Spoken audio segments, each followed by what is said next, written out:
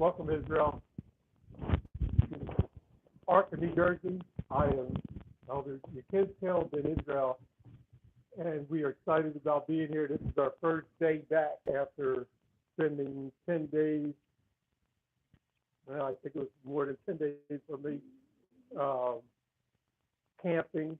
We had a absolutely fabulous time. The testimonials are still coming in. People are sharing that they've never experienced anything like this in their life. It was absolutely mind-boggling. We did a 5-hour testimonial service. Had no idea it was going to be 5 hours. It turned into 5 hours. Was that a blessing? Anybody here who was here? Who missed that testimony?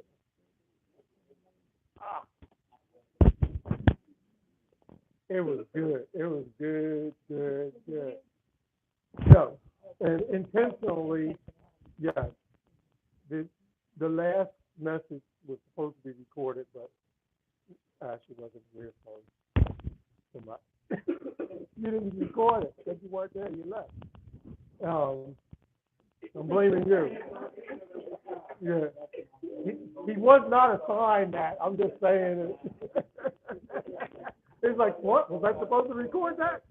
So the testimonial service was so intense and so personal that even if it was recorded, I would have to been like Mission Impossible, and 5 seconds later, after looking at it, I would have to destroy it or it will self-destruct because it was not something that the world needed to see. But those that were there, oh my goodness. It was. I have to say that that's an understatement because we say it so often. Oh man, that's a blessing. This was beyond that. I don't know how can you say something was beyond a blessing, but this literally was beyond a blessing. Yeah, a double blessing. Yeah. And then we walked out of that and into the next day of baptism.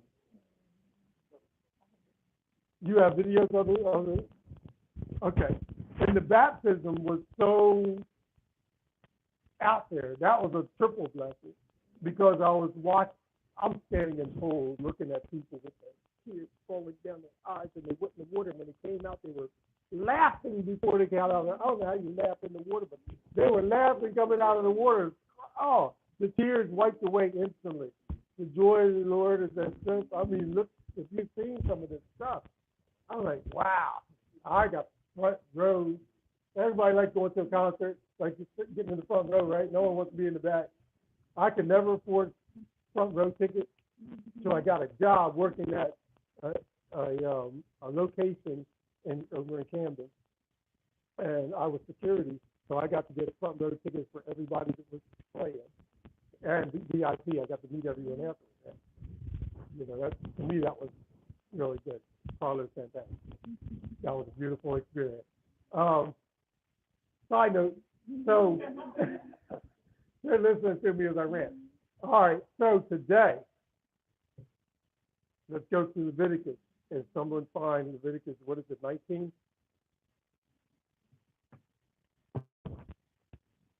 With the laws, commandments.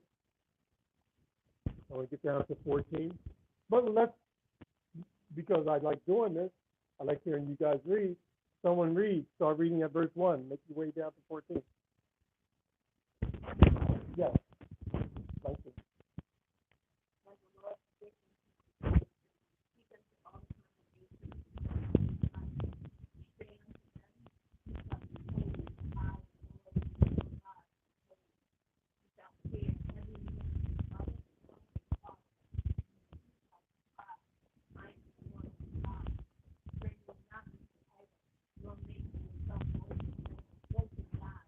I hate to interrupt you. I hate to interrupt you. Before he gave a law, what did he say? Read that again. Keep reading. I am the Lord thy God. Take you back up a little bit. Go ahead. Start over again. Because when I heard it, it's just like, oh, I got to say something. And the Lord spake unto Moses, saying,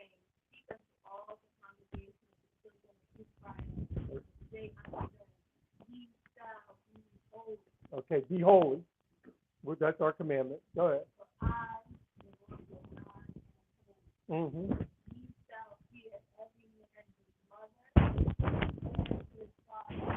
This is the beginning. Like right at the beginning, he says, fear your mom and your dad. Verse 3. He didn't get out the Ten Commandments yet. He starts right out with, fear your mom and your dad. And sorry. Read that again.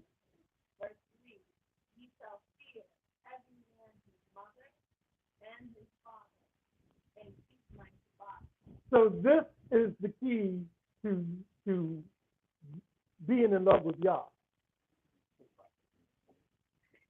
Prerequisite. Right up the top.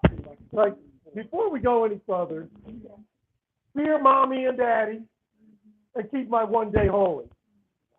All right, before we go any further, it's not deep. This whole thing about being a follower of Yah is not that deep.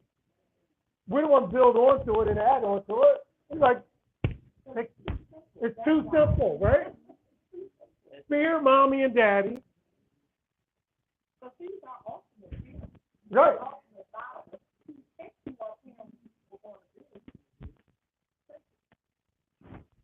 Go ahead.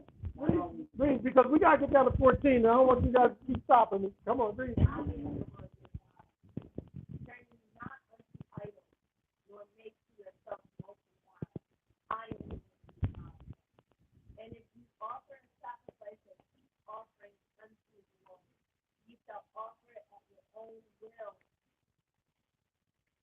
Hmm.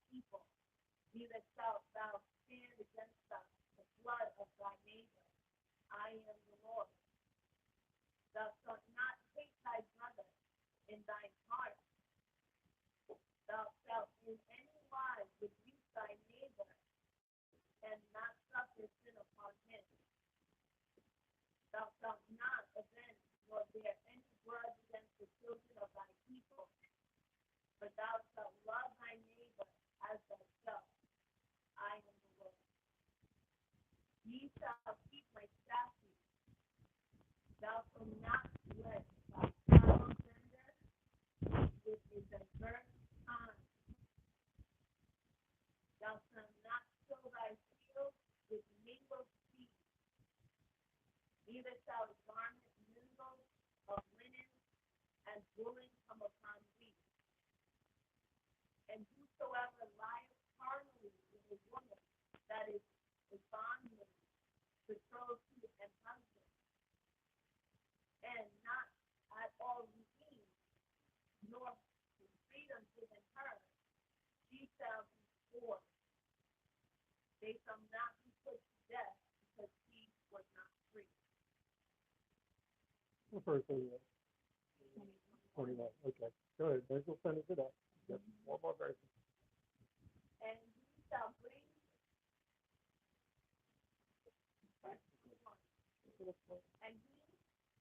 his trespass offering unto the Lord, unto the door of the tabernacle of the congregation, even a ram for a trespass offering. And the priest shall make an atonement for him with the ram of the trespass offering before the Lord for his sin which he hath done. And the sin which he hath done shall be forgiven him.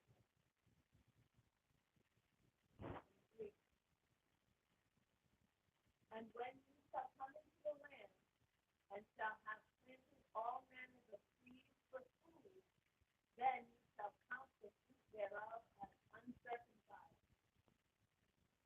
3 years shall it be as uncircumcised unto you. It shall not be circumcised. But in the 4th year, all the fruit thereof shall be holy to praise the Most High God. And in the 10th year shall you eat of the fruit thereof, that it may yield unto you the increase thereof. I am the Lord your God. You shall not eat anything with the blood, neither shall you use intent nor observe time. Neither shall you use enchantment nor observe time. Ye shall not round the corners of your head, neither shalt thou mar the corners of thy ears. Ye shall not make any cuttings in your flesh for the dead, nor print any marks upon you. I am the Lord.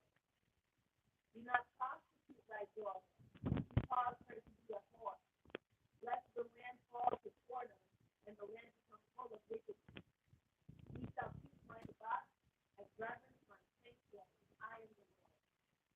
Regard not them that have any familiar spirit, neither seek after wizards to be defiled by them. I am the Lord your God.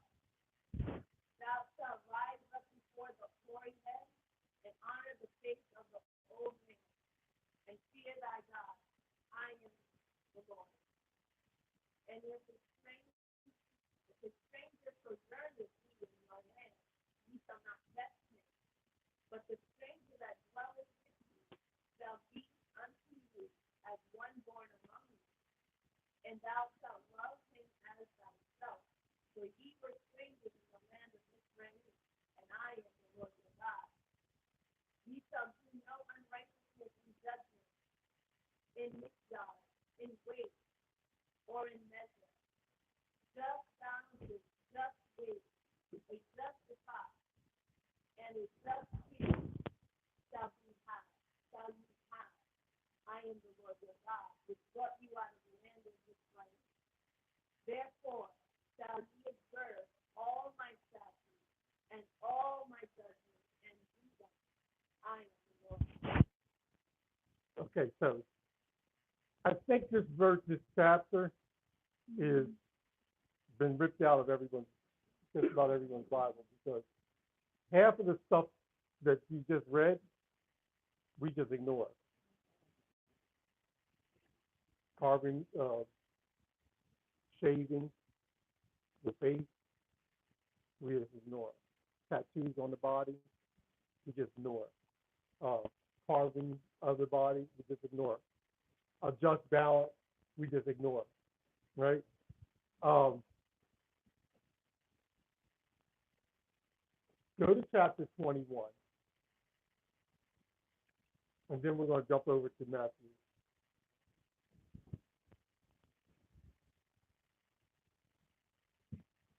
Only 17 verses. Exodus 21. Oh, yeah, I'm sorry. Exodus 21. Mm-hmm.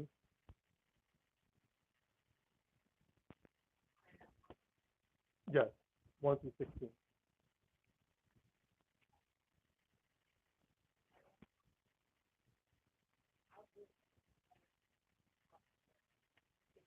I mean, yeah.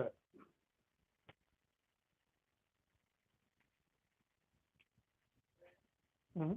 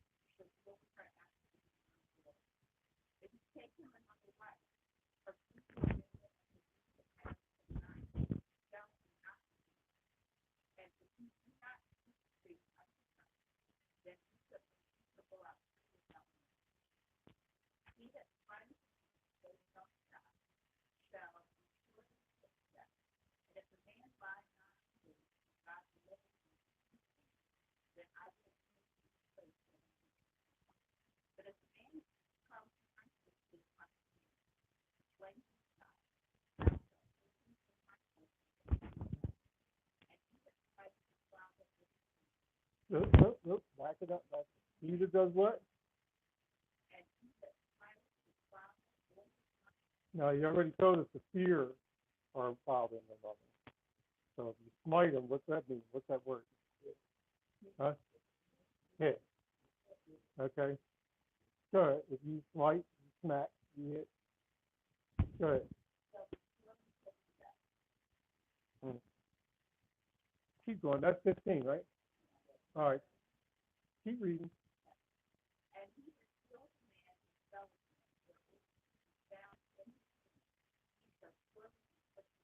Okay, that's the USA. I always just want to bring that out to you.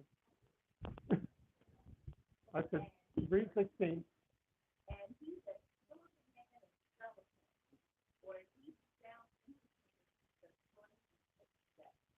Okay. Oh, you're a St. Louis out there? 17.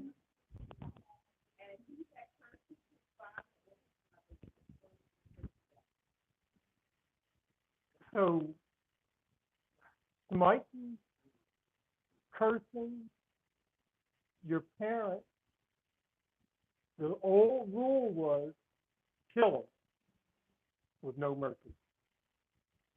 Remember the law said if you break the law of Moses and 2 or more witnesses are there, that person is to be killed without mercy. Right? We're living in a day and a time when that has flipped. We're raising monsters. They have no fear, no reverence. The kids are controlling the household. Don't say too much, sir. He made what? He made what? You the parent. She made what?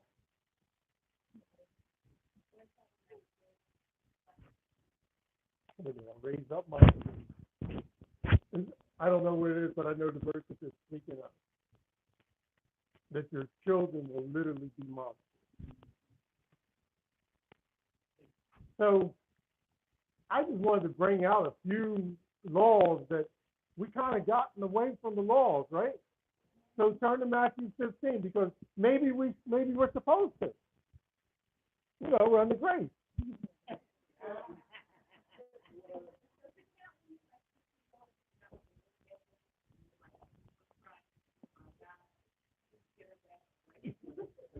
You better keep it in the room. Mark. Yes. 15.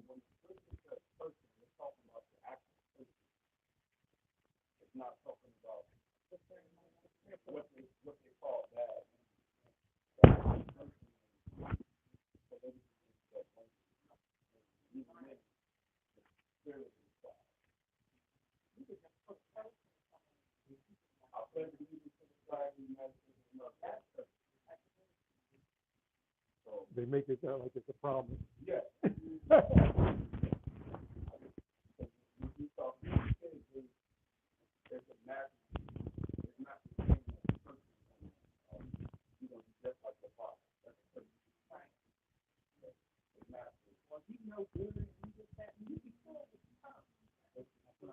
Mm.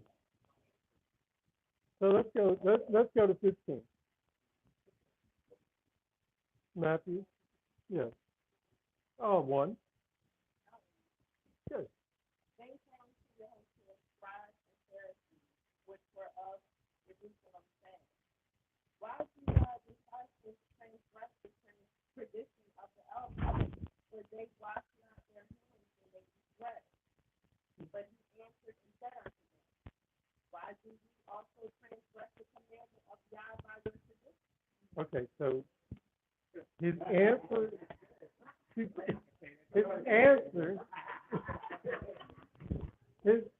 is, why do you transgress the commandment? As if it's a bad thing not to keep the commandment, because it is. Why would he bring that up? Why do you transgress the commandment of God for your tradition? Said Brooke, what's that? Straw to good candidate. Oh, there you go. For God commanded, saying, honor thy father and mother, and he that curses father or mother, let him die the death. But he said, whosoever shall say to his father or his mother, it is a gift, by whatsoever thou mightest be profited by me, and honor not his father or his mother, he shall be free. Thus have you made the commandment of God of none effect by your tradition. Be hypocrites. Well, did Isaiah prophesy of you, saying, this people draweth nigh unto me with their mouth, and honoreth me with their lips, but their heart is far from me. But in vain they do worship me, teaching for doctrine the commandments of men. And he called the multitude and said unto them, hear and understand, not that which goeth into the mouth defileth a man, but that which cometh out of the mouth, this defileth a man. And if you have a perverted Bible, it will probably put something in there that says, and this is in reference of eating clean and non-clean. It's in the book. Right. And this book, that's the perversion that the world will have you to believe, as opposed to truth. You can't eat pig and be accepted in God's sight. It's not acceptable. Never has been, never will be. Right. He's not going to bless what you already curse. Shrimp is an ungodly piece of material or it's garbage that when you put it in your mouth, you are doing that which is against the will of God. Shrimp, crab, lobster, all these things they call delicacies is an abomination It's an abomination. Squid. It's an abomination. What's the other one? Mussels. Scale. It's an abomination. And I used to eat it. Catfish. Black people, you can't go someplace without catfish being around. And somebody got to preach it. It's an abomination. He hates it. But yet we go to church on Sunday morning.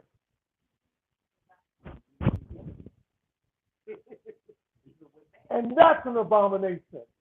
His worship is on Shabbat. Shabbat. There may only be a few of us, but this is the day that he's called. This is the appointed time. The appointed time for us to gather, to be healed, to be delivered towards the coast. It's an appointed time. It's his mandate. And we just changed it. And we believe it's okay. So we look at children that are being disobedient, and we're like, you believe they let him walk out like that? You believe he talked to her mom like that? Well, how do you expect them to do it right when you're not doing it right? The simplest thing. If you don't do it right, how do you expect anything to change? That's why you can look at any community and you see churches all over the place, and you see foulness in their attitude, foulness in their behavior. You see sin running rampant because they don't want to submit unto Yah and do it right. There's only one way, and it's his way. And if you do it and you pervert it and you twist it, and then you expect the blessing, this is weird. You expect the blessing, but you're not doing it the right way. That's like opening the combination lock. If you change one number, it won't work. You pour it on it all you want. You change it, you do it, and you change it, it won't work. You got to do it right. And now, so because I started this teaching last week on witchcraft, and I wanted to talk about the wicked witch of this, wherever she's from, Jezebel. Since I wanted to talk about her, since she is like the witch of all witches, right? I don't want to be unbalanced because we read about, that's why we read a few minutes ago, about being balanced. Right? Didn't you read that? There was a female judge who was also a prophet. And I want to bring her to the forefront because she was called the mother of Israel. So since we talked about mom, we talked about, we read, I didn't talk, I just read. We read that we should honor those that are our mom and our father, right? And those that are of age, right? So to be fair and not say women can't do this or women can't do that, I'm going to bring out an episode of a woman that, there's actually a couple of women in this episode, that walked righteous and led Israel. Before I do this, I want to make a disclaimer. She didn't do this without a covering. Because all women need a covering if they're deceased. She had a covering, right? All men need a covering, all right? So everyone here knows that I have someone that covers me. So that's my covering. I have made sure that there is a hierarchy in my walk. I don't believe that I could be the Lone Ranger. I don't believe anybody should be the Lone Ranger. I believe everyone should have someone that, if you have a ministry and your ministry is just you and your family and no one else has a say so or what you do or what you say, be careful, because you can actually be walking into witchcraft, because someone's teaching you and leading you somewhere. Somebody up in y'all's kingdom should be able to say, yeah, I concur with that person. I agree with that person.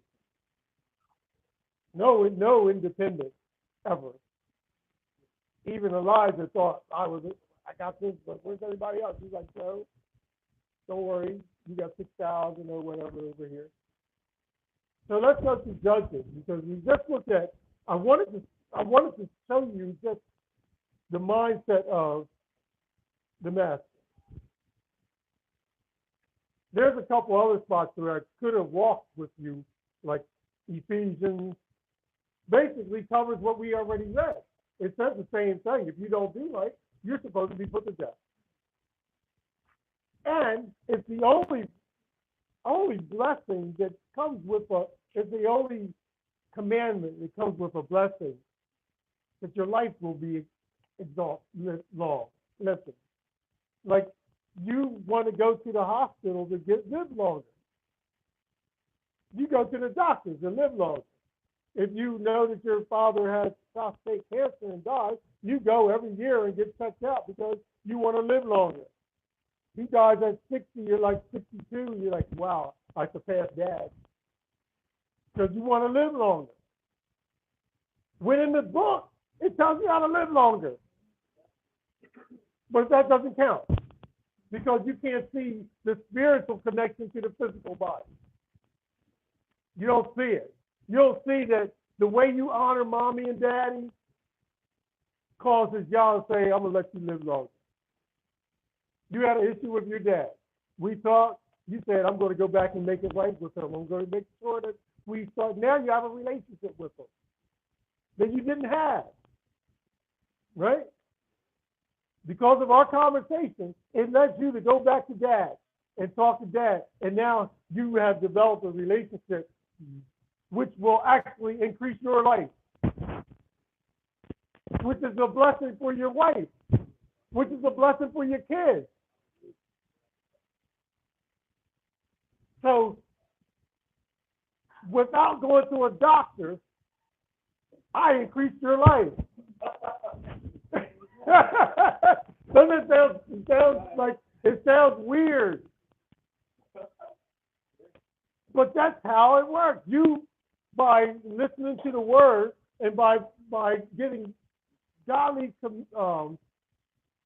counsel and following through with it, it's better than medicine. You have something to say? Hallelujah. I've experienced that. There's never an excuse for you to retaliate and to do wicked, no matter how wicked your parent may be. You have no excuse. None of us have an excuse, no matter how wicked we think our father, mother may be, because most of the time you don't know all of what that person had went through to get to where they are. And you just assume things because since you was a child, someone has told you X, Y, Z. And my brother right here had the same situation where he thought wicked of his dad because he had heard only wicked about him. And as he started reconnecting with his dad, he started realizing, wait a minute, all that I thought isn't what, everything is not all of what it appears to be. That thing, the more you start examining things, then the truth starts revealing itself. And you're like, wow. And guess what? That same wickedness that you say your dad has and your mom has, you got the same thing in you. That is the person that created you. That same seed is traveling through you. You may not want to admit it, but the same attitude mom had, you got. Right. And, well, check this out. I know someone that has the same demeanor as his dad and never lived with him. It's in the DNA. You'll be like, man, he walks just like such and such, Bobby Lou. He walks just like Bobby Lou. Because that DNA is in him. We all affected. We're not pure. Honor? Oh, I love that. Thank you. So anybody else want to help me out? What does it mean to honor? Yeah.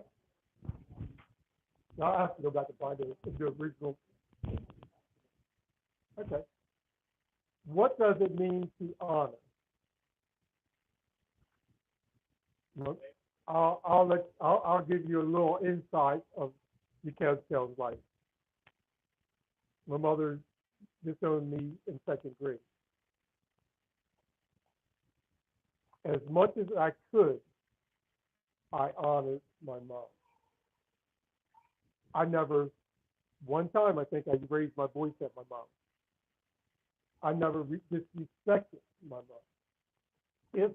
Even when we regained a relationship and mom would say something about the way I was raising my kids, and I didn't like it, I respect her enough to listen and walk away. And if I felt like the best thing for me to do is to distance myself from her, then I would do that. And I would come back at a time when I felt that I can communicate with her again. But my heart was always to honor her because she's what brought me in this world. There's nothing in me to disrespect mom and dad. That's just not me. And if the Ruach is moving in your life, you should be like, how can I make things right with them? How do I dishonor them? What are some things that we can say that we do to dishonor our parents?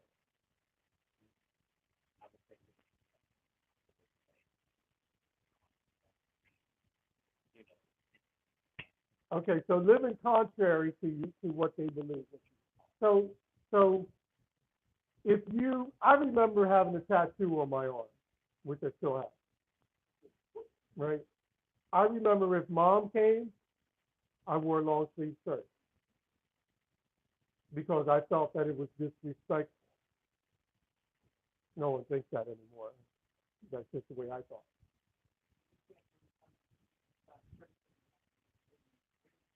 Right.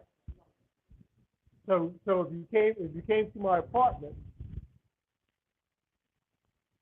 at a certain time, I was moving illegal substance around. Everything was hidden from mom. I didn't put that out there and expose it because it was honor. If you know what it means to honor someone, you know if the president of the United States comes in, you stand. You know if you go to no, you will stand. You may not bow, but if you walk into a courtroom, right, and you sit down, and the judge walks in, you will stand. I don't care if you think you'll get locked up, or you'll stay out until he gets in.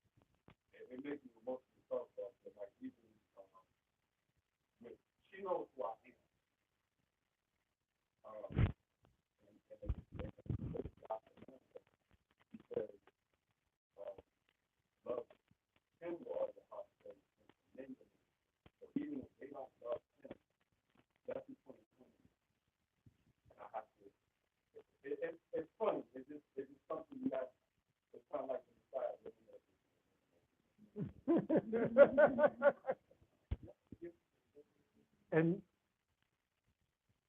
he says to love your neighbor as yourself. Who's the closest neighbor than mom and dad?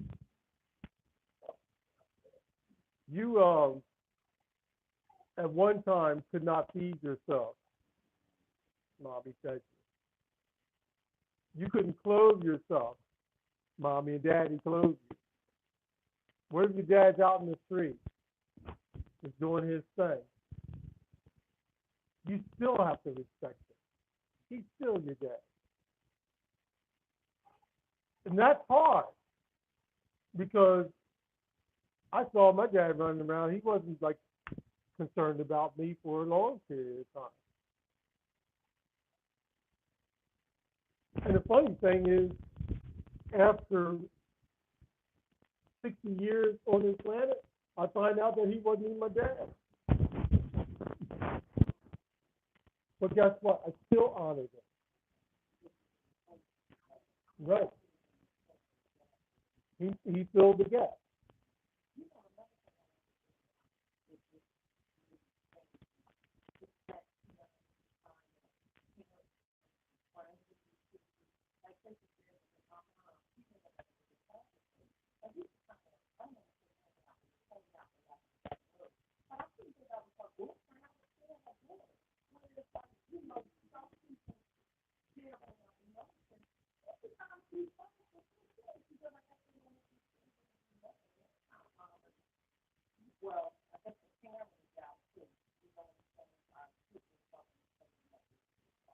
And that takes me right back to what we started at. We're not keeping the law. So if the parent's not keeping the law, then the child's going to be lawless. We dress modesty. I don't know if we read that one, but there was a verse that says men do not wear female clothing. I read it today. I thought we were going to read it. We may have missed that. And women don't wear male clothing. Women are to dress modest, right? You got young girls walking around with the tight, look like skin tight. Remember that song, Skin Tight? Everybody knows that. Skin tight. Skin. Most of us get to a point where we're like, okay, I don't need to wear that anymore. I know that that's the way I did when I was a child. I act like a child, carried on like a child. But there's no difference between being a child and being a grown-up. Stuck on 16. Stuck on stupid. And then meanwhile, the child gets stuck on stupid. And then the two of you going out clubbing together.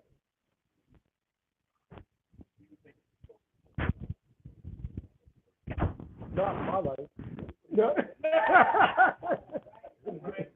No. And I don't expect any child calling me Neil and Yechezk'el or my other name Tony. I expect elder or mister or sir. Don't come. Don't come. Don't come to me. What's your name, man? What's your name? Jaden, right?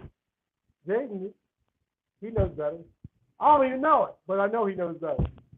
He won't come to me saying, "What's up, Tony?" Yeah, really? Now, back in the day, they get a backhand.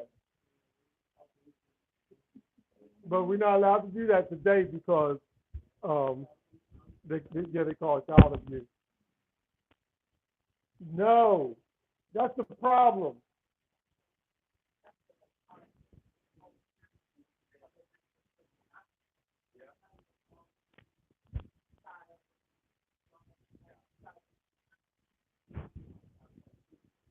Where does that, that question you just asked, where does that come from?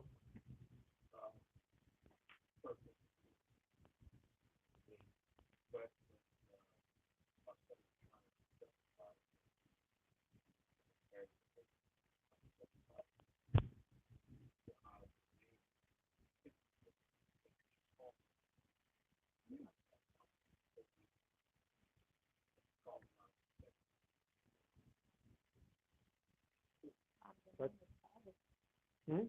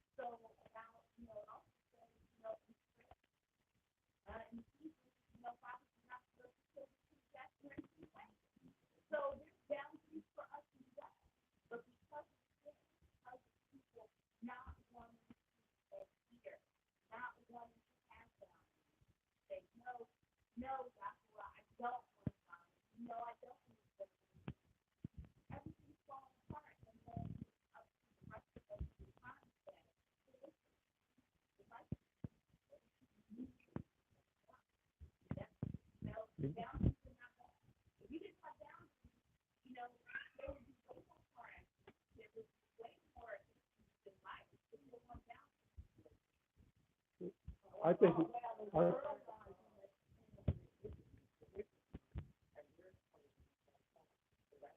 I'm glad you brought that up because I just wanted to bring another verse up to you.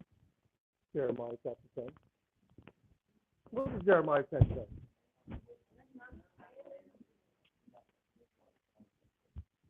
Say it, Mark. Say it.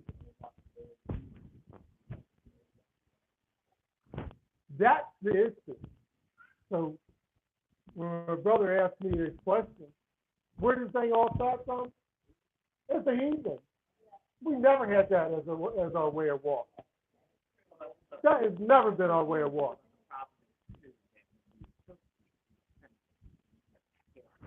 you're saying the same thing. You're using different language, but you're saying the same thing. You're learning the way of the heathen. And now you're like, well, that's, Johnny does it. Carol does it. Susie does it. Levi don't do it. The reason why I asked this question first is about Be honest. because in my particular case, my mom is Catholic, Okay. and so there is a conflict of, like we'll never be together in purpose until I go back to my original religion, that she got, that I was baptized in. So she, so we have that conflict, and I am learning how not to get emotional or fight back, because I do realize that it is a sin to dishonor or be angry when it says it is things and lash out. Then I lash out. So I'm learning that. But I was just wondering, when it says honor in a case like that, where she's bent on saying and breaking my peace every time I and every Friday night she talks, I'm never getting Saturday. No. So, and I don't know, like it gets a little bit blurry. That's all I do. I know. That's all I do. I'll talk to you. I'll talk to you when the sun goes down. But That's honor. Yeah. I still consider honoring because I put a guilt trip on you in a minute. Like, okay, I know you're in there or whatever. So I just want to know. I mean, is that still honoring? Avoid.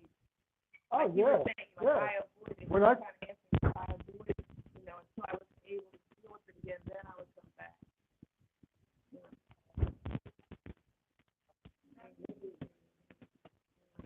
Right. Yeah. So there are times when your best friend is distant. Your best friend is making sure that every time I see Mark, there's an issue. Mark's coming around the corner, let me go the other way. Avoidance is not, I learned this in martial arts. The best fight is not the fight. And sometimes you see conflict right in front of you, and you would want to lash out. But the honorable thing to do is to walk away. And that's not always the easiest thing to do. Sometimes days later, you're like, man, I could have really... real short, because I want to go.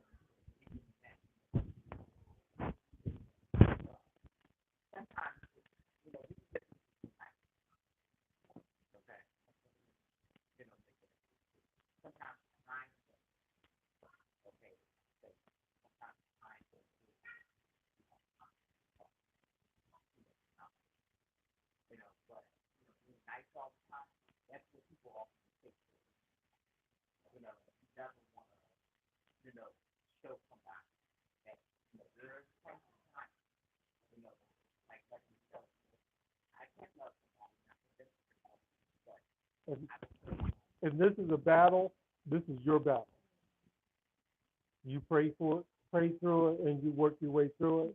There's sometimes that you may mess up, because we're all human. We all mess up, right?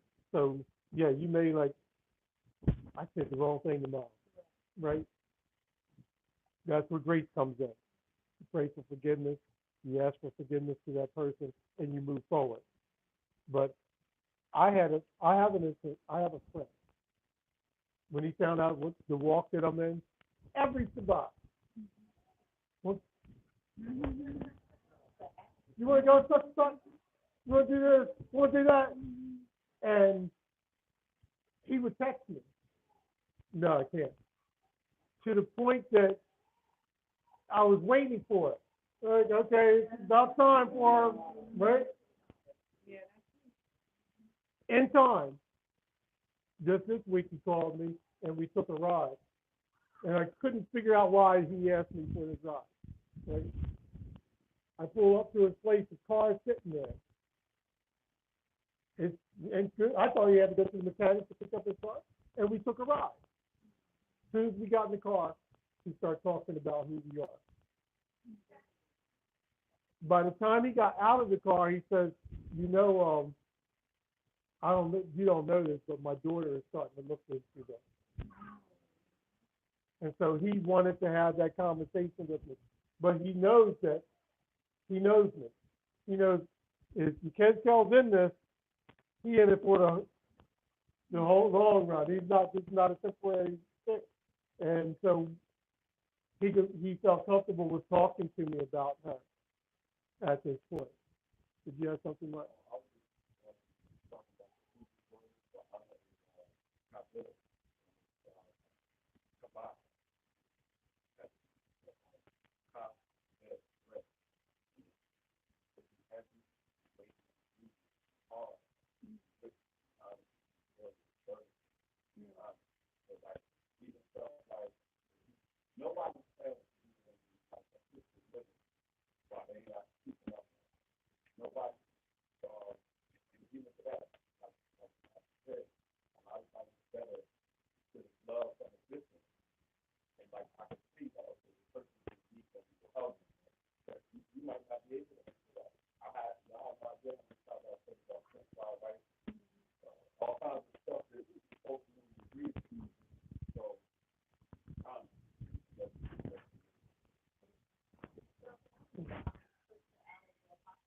Mm-hmm.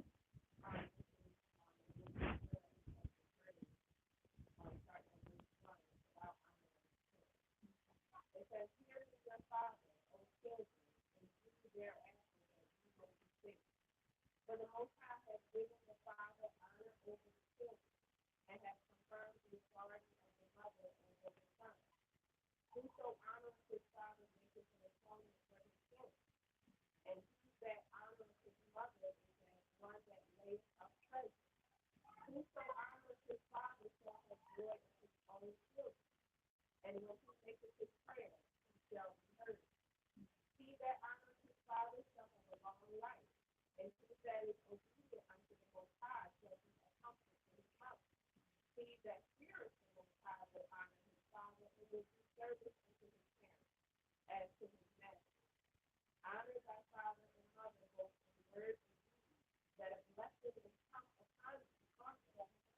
For the blessing of the father establishes the houses and children, but the curse of the mother rooteth out foundation. Glory not in the dishonor of thy father, for thy father's dishonor is no glory unto thee. For the glory of a man is from the honor of his father, and a mother in dishonor is a reproach to the children.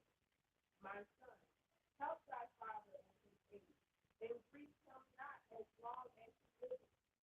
And if his understanding fail, have patience with him, and despise him not when thou art in thy full strength.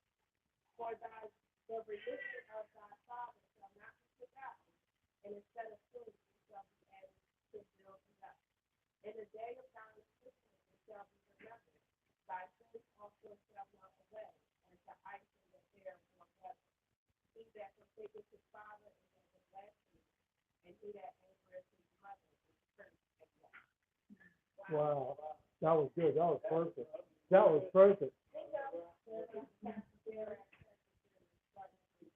That was. I don't have my speaker in front of me, but my goodness, that was good. That was good. You know what? You know how that whole thing that got me was, what if the dad has Alzheimer's? 3 months is credit, right? Right.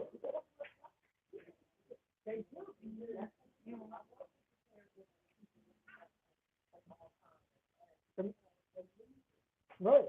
And they're not as witty as they once were. They're not as soft as they once were. And you know, we hear this phrase often, what goes around comes around. Right? We don't want to believe that to be a fact because they're like, oh, that's whatever, new age talk, right? But you're supposed to honor your parents. right now we're living in a blessed time in our walk, my family's walk, because my mother-in-law and my father-in-law are, a lot of people would think they should be in a nursing home.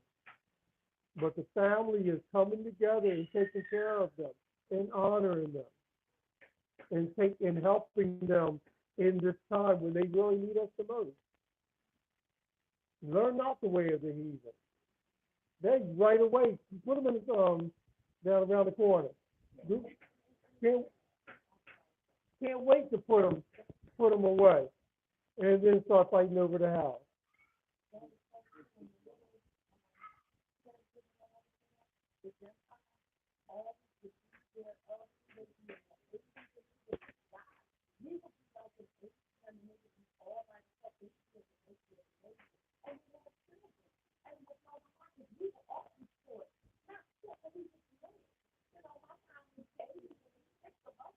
And we're taking care of them. Where does this mindset come in that we don't have to take care of our parents? Even if you have to put them on a plate, because in my case, I do, but I don't leave her. Yeah, you have to take care of her. Yeah. Still, you So know. read it, find it, read it. Now, let everybody read it with you. But while Deuteronomy 29, 28. Yeah.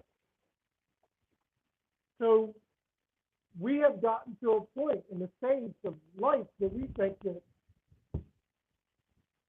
mom got money in the bank, mom got a nice car outside, get her transfer that money over, and the title over, and the money, and a few years later we can put her away. Pre-program, just like we do with retirement plans. Like, I think I have to have everything transferred for 5 years before we can move her out.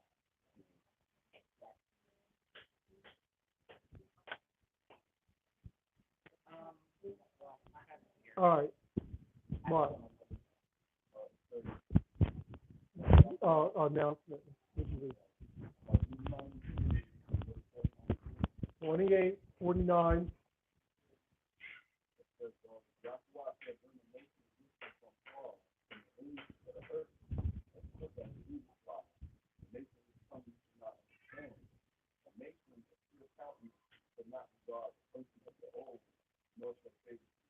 Not regard the person of the old.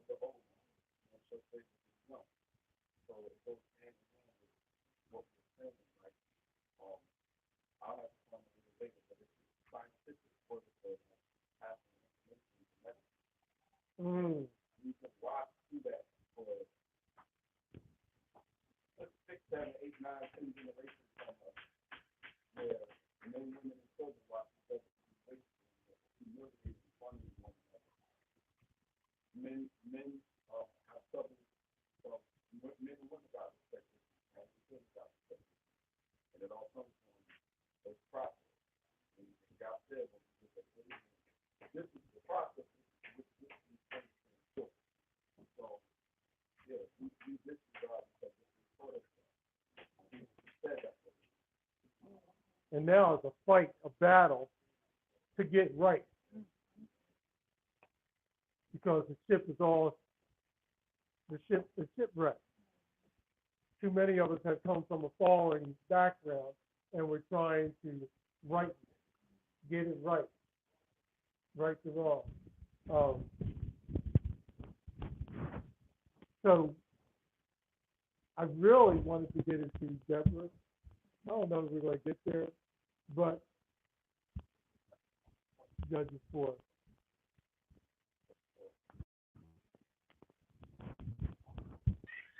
Well, yes.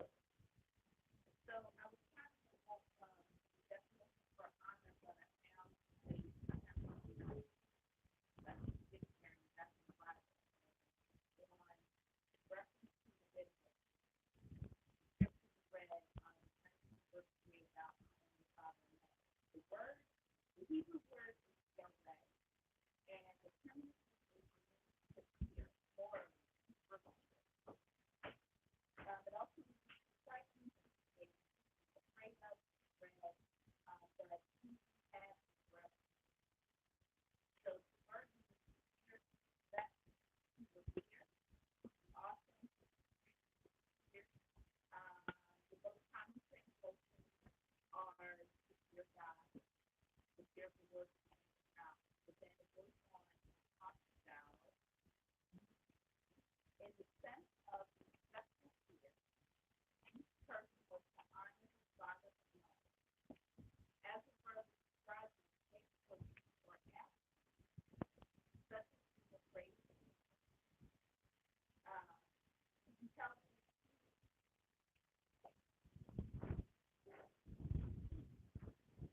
So basically, the fear or honor that was supposed to be placed on the father is also supposed to be placed on the parent.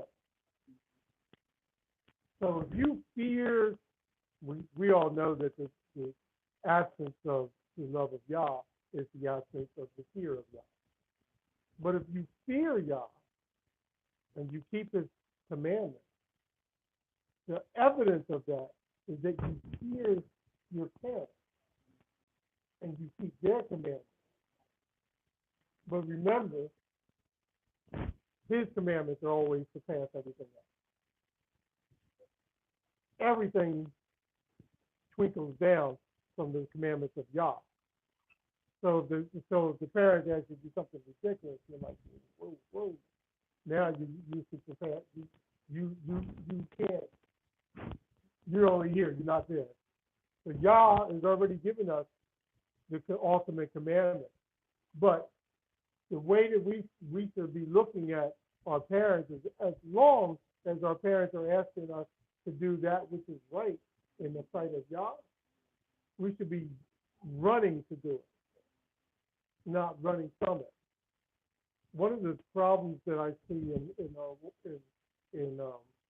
the world today is that the children refuse to do what their parents say, and then when they do do it, they take their time about doing it, which is still disobedience. Go ahead.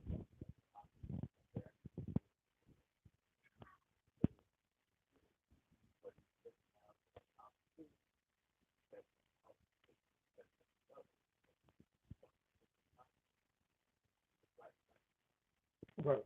It's an unequal balance. He's putting something ahead of you and thinking that he's doing it right. He's got to twist it. So you always have to look at your parents when they ask you to do something.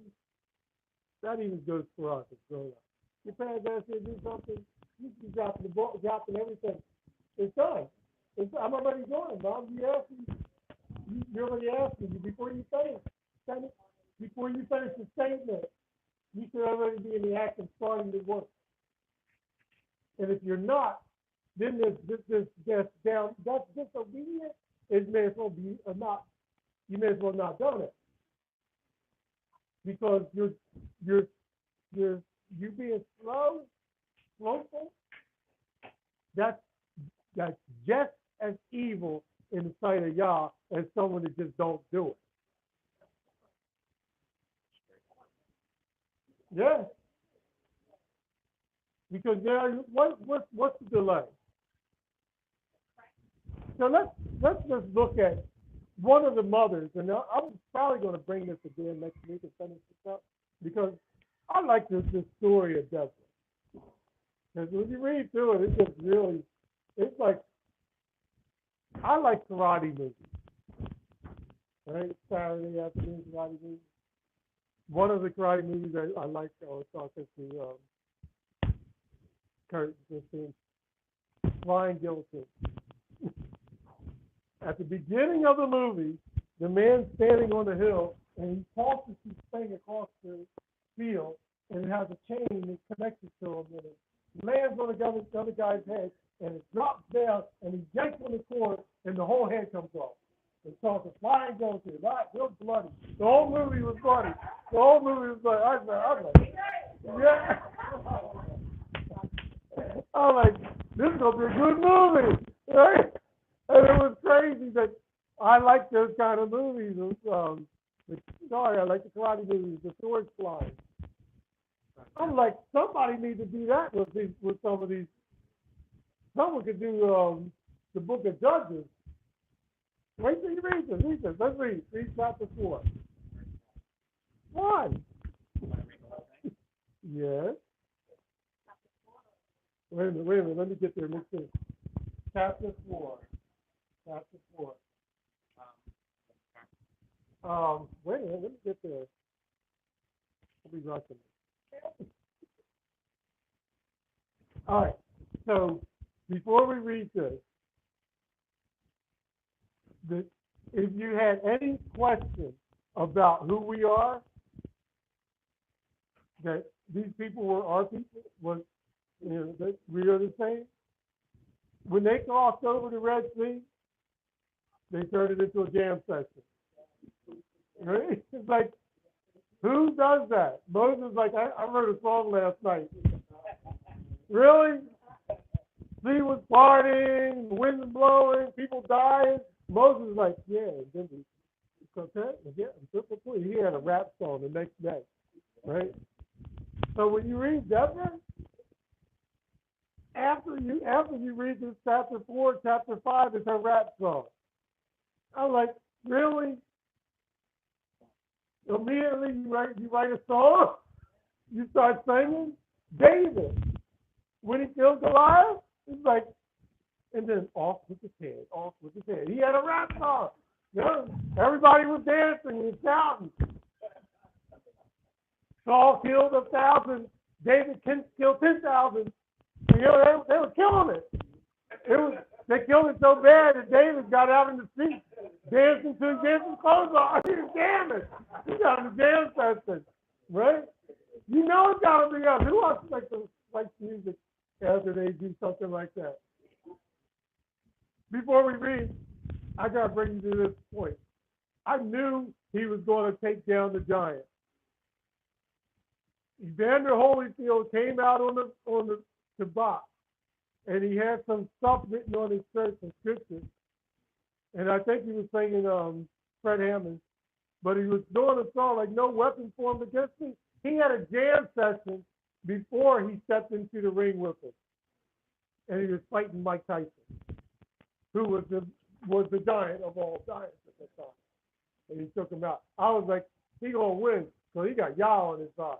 I was calling him Jesus, God, like this, but he had the ability in him to tear him down.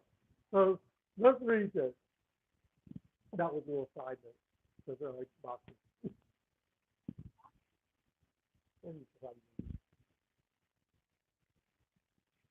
Come on, somebody. The children.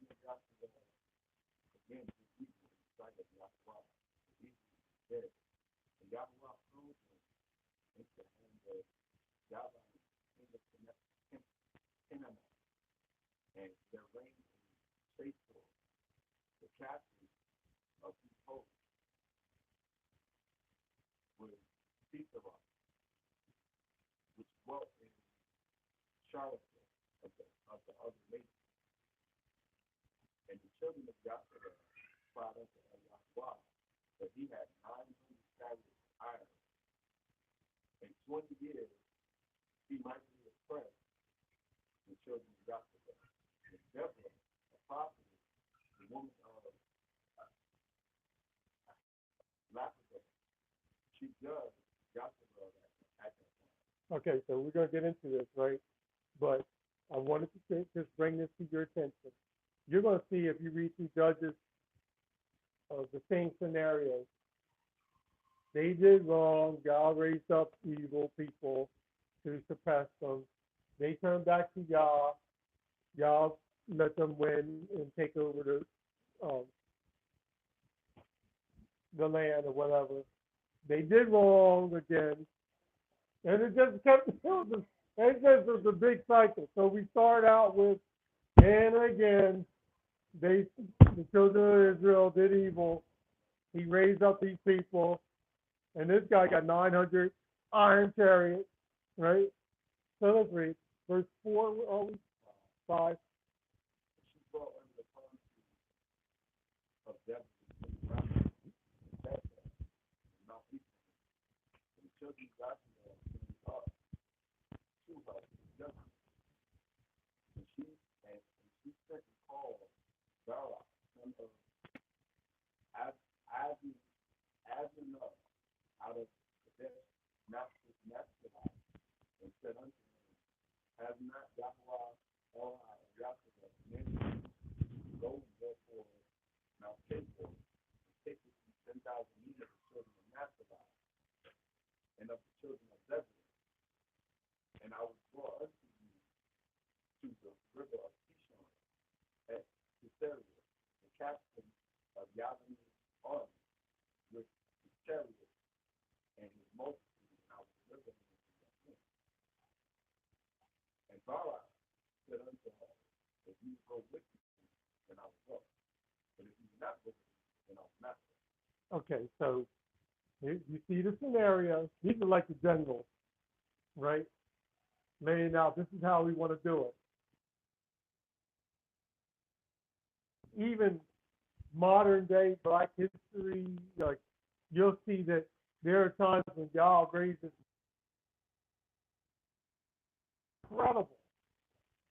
incredible, and sometimes He will use a female. There are some that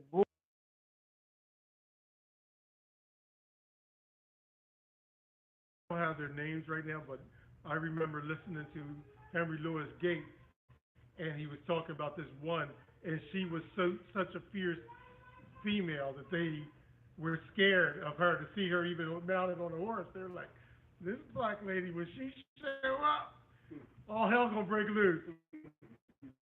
And she went to battle in the right with the men, right, which was really amazing to see this happen. My ancestor, Harriet Tubman, you saw, if you listen to the stories of her, right, you'll see that she was a fierce warrior. Like the Army, the U.S. Army hired her because she was such a bad woman. They're like, can we hire you? And guess what? Nobody in her battalion was killed. It was like she had something about her, right? Yeah, right? And so, yeah, so this Deborah was a special person, and she was a prophet, right? So we want to bring this out because I don't want anybody thinking that Elder Yechezk'el is male chauvinist. I may be, but but we don't want to bring that out. We want to read the scripture for what it says, right?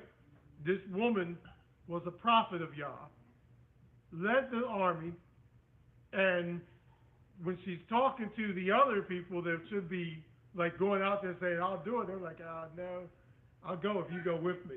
Right. You know, they know like if we keep you close at hand, Yah's going to protect you, so He's going to protect us. Right. Go ahead, Mark. And she said, surely go with you, notwithstanding the journey that you take shall not be for your honor, for Yahweh shall sell Caesarea into the hand of a woman. And Deborah rose and went with Barak to Kadesh. And Barak called Zebulun and Naphtali to Kadesh. And he went up with 10,000 men at his feet. And Deborah went up with him. Now Sheba of the Kenite, which was of the children of Shoab, the father-in-law of Moshe, had severed himself from the Kenite and pitched his tent unto the plain of Anamim, which is by Kadesh.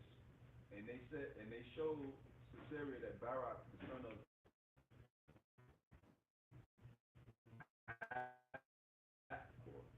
and Caesarea gathered together all his chariots, even 900 chariots of iron, and all the nations that were with him from Charaseth of the other nations unto the river of Kishon.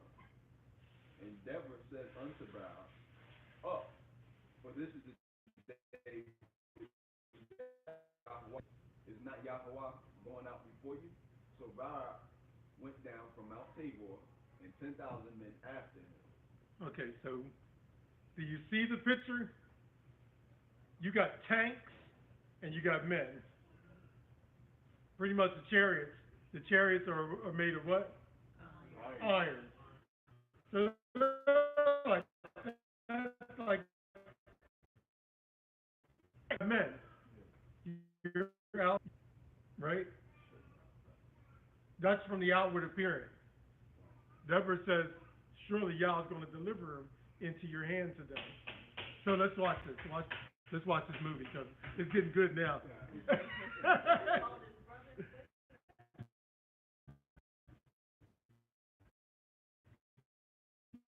Yeah. Mm-hmm. Yes.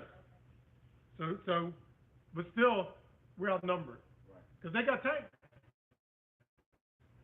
And Yahweh discomfited Sisera and all his chariots and all his hosts with the edge of the sword before Barak, so that Sisera lighted down off his chariot and fled away on his feet. So he's the only one getting away, but what did it say? He got discomfort. Yeah, discomfited, that's the word. Whatever that meant. He was like, this is not good. It's getting, huh? He got stirred. Now, he the captain, right? He's like, excuse me, I gotta go to the bathroom. He took off. He took off running. He left his people with the tanks. Go ahead. But Barak pursued after the chariots and after the host unto Charaseth of the other nations, and all the hosts of Sisera fell upon the edge of the sword, and there was not a man left. They're dead, killed. Every He got away from the time. come on. Howbeit, Sisera fled away on his feet to the tent of Yisra'el, the woman of Sheba, the Kenite, for there was peace between Yavani, the king of Chasor, and the house of Sheba of the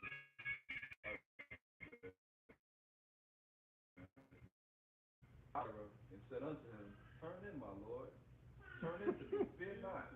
And when he had turned unto her into the tent, she covered him with a mantle. And he said unto her, give me, I pray you, a little water to drink, for I am thirsty. And she opened the bottle of milk and gave him drink, and covered him.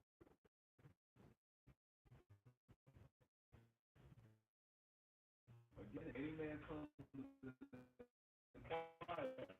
that you shall say no. All right, so somebody said he got scarred. I guess he got scarred. Scarred? Okay, I'm not good. You gotta help me out. You gotta help me out. Help us all. They're hiding in some woman's tent. So you're gonna go hiding in a woman's tent? Yeah, just think about that. How about as a man, you go and you went to a woman's tent? Right, and then you're gonna ask her to go.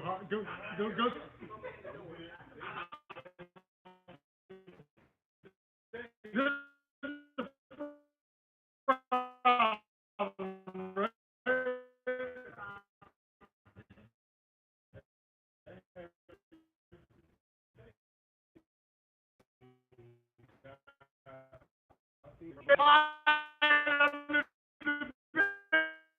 To the cops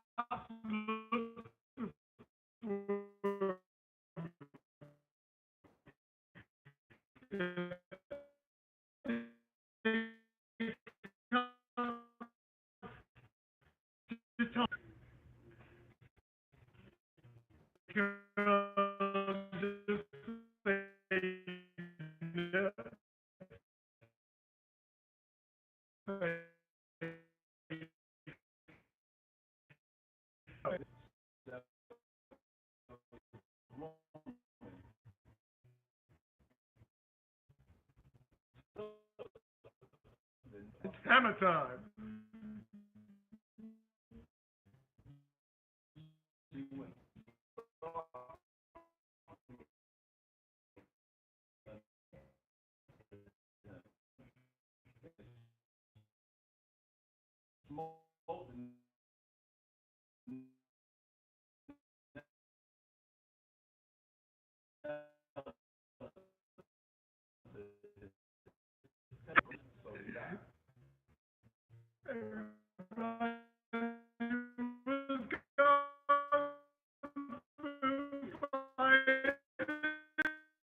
I know. Isn't that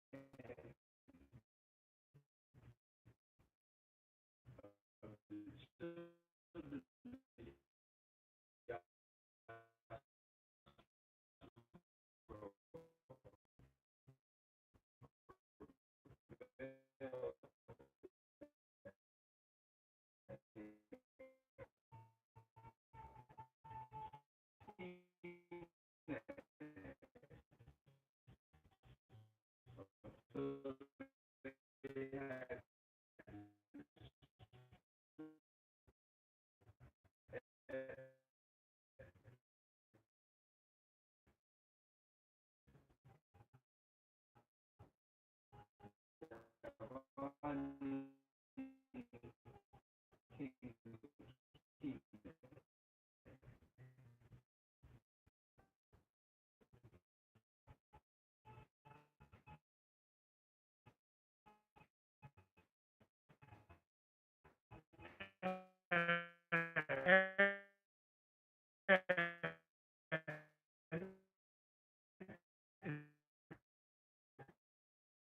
he